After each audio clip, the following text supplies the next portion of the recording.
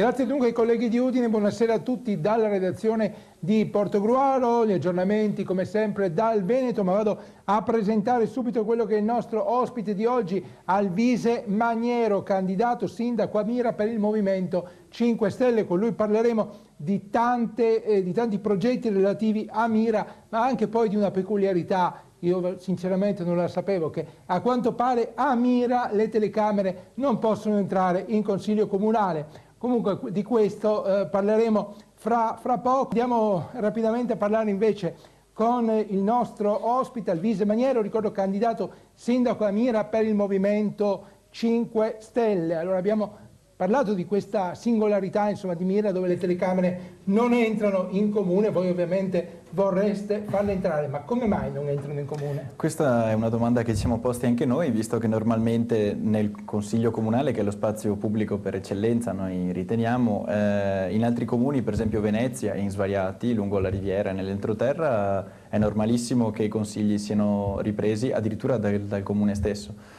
Nel nostro il regolamento esplicitamente lo vieta a chiunque non sia il comune di riprendere, eppure il comune non ha mai effettuato alcuna ripresa, né esiste l'apparecchiatura. Quindi non ha dato neanche una motivazione, insomma, questo è forse Inizialmente il fatto... sono state date le motivazioni più diverse. Prima che mancasse un regolamento specifico, poi che fosse in discussione la privacy dei presenti non eletti e quindi dei dipendenti.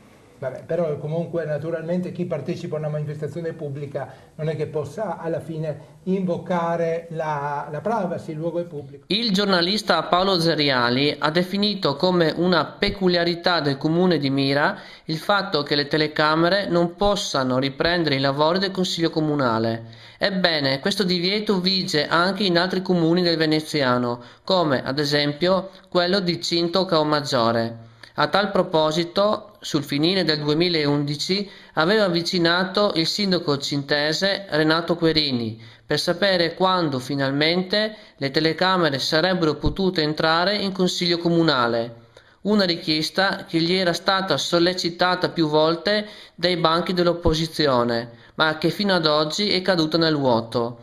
Ecco cosa mi ha risposto il sindaco Querini. Siamo agli sgoccioli del 2011. Lei prevede nel 2012 la possibilità che vengano effettuate delle videoriprese durante i consigli comunali di Cinto Caomaggiore? Allora, questa è una domanda che è già stata chiesta e che avevo bloccato altre volte. Innanzitutto dobbiamo fare un regolamento comunale per la videoregistrazione, perché secondo me è importante che sia la videoregistrazione regolamentata, prima di tutto.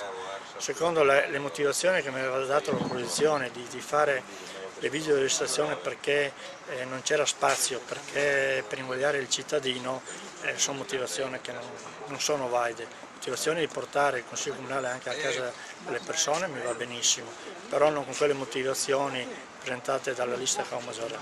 Però il fatto per esempio che queste videoregistrazioni avvengono già da anni nel comune di Portogruaro, recentemente anche a Pramaggiore, cioè mi pare si stia già tracciando un solco, nel senso che tutti andranno verso questa direzione. Certamente, però non dare le motivazioni che la sala non è capiente. Ecco, le motivazioni sono motivazioni altre, mi va benissimo, ma accusare l'amministrazione che non accetta la videoregistrazione con la motivazione che la sala non è capiente non sono motivazioni valide. Discutiamo piuttosto le modalità in cui deve essere fatta la videoregistrazione. Lei comunque pensa che nel 2012 si possa venire a un... Ma certamente, una volta fatto il regolamento, che lo abbiamo già come maggioranza, lo stiamo già predisponendo.